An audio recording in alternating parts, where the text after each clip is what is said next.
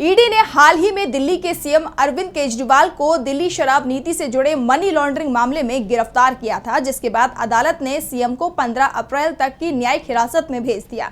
CM की गिरफ्तारी को लेकर तमाम सियासी पार्टियों ने अपनी प्रतिक्रिया दी। अब सुप्रीम कोर्ट के रिटायर्ड जज मदन बी लोकुर ने केजरीवाल की ईडी के जरिए की गई गिरफ्तारी पर अपनी राय रखी है। केंद्रीय जांच एजेंसियों के विपक्षी दलों पर चल रही कार्रवाई पर सवाल खड़े होने लगे हैं और इस बार सवाल उठाए हैं सुप्रीम कोर्ट के रिटायर्ड जज जस्टिस मदन बी लोकुर ने।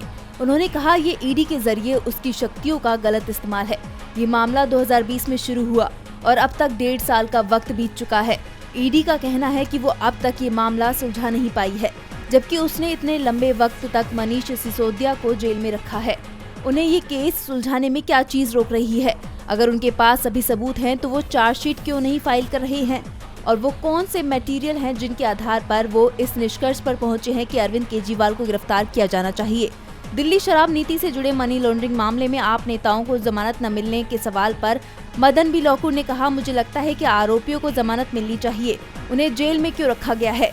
उदाहरण के लिए क्या ऐसा कोई सबूत है जिससे मनीष सिसोदिया छेड़छाड़ कर सकते हैं?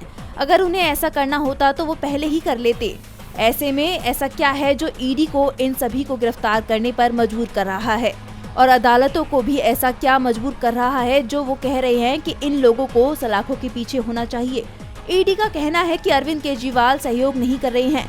तो क्या आप चाहते हैं ये किसी भी आरोपी का संवैधानिक हक है कि वो चुप रहे? अगर आप किसी को गिरफ्तार करते हैं तो आप उससे ये उम्मीद नहीं कर सकते कि वो सब कुछ कबूल कर ले। रिटायर्ड जस्टिस ने आगे कहा कि अगर आपने किसी को गिरफ्तार किया है तो कानून के तहत उसे अपनी बेगुनाही साबित करने का हक है।